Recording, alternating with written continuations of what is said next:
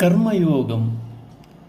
భగవానుడిలా అంటున్నాడు, ఏమే మతమిదం నిత్యం అనుతిష్టంతి మానవా శ్రద్ధావంతో నసూయంతో ముచ్యంతే తేపి కర్మభిః.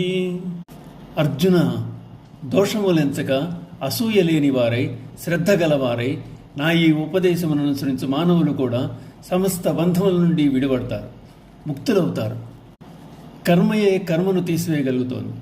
కర్మయోగమును ఆచరించి జీవుడు కర్మబంధముల నుండి ముక్తుడు కాగలుగుతున్నాడు.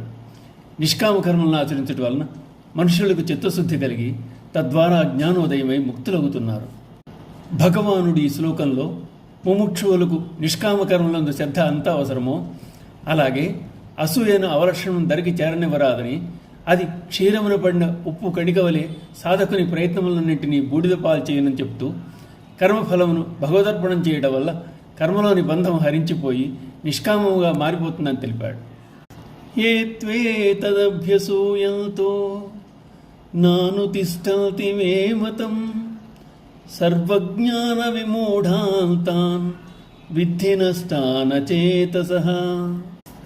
నా యందు దోషారోపణ చేయుచు నా ఈ ఉపదేశమును అనుసరించిన మూఢులు సమస్త జ్ఞాన విషయములందు మోహితులై భ్రష్టులై కష్ట నష్టములు పాలయ్యేదరని తెలుసుకుని, భగవంతుని సామాన్య మానవునిగా భావించుట, భక్తి శ్రద్ధ లేకపోవుట, ఫలాపేక్షతో కర్మలను ఆచరించుట, ఆత్మజ్ఞానం లేకపోవుట అనేవి మూర్ఖుని స్వభావం. అట్టివారికి పతనమే కర్మ ఫలితమవుతుంది.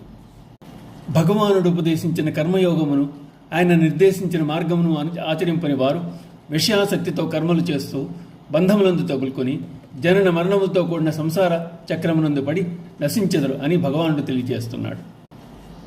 ఓం నమో భగవతే వాసుదేవాయ.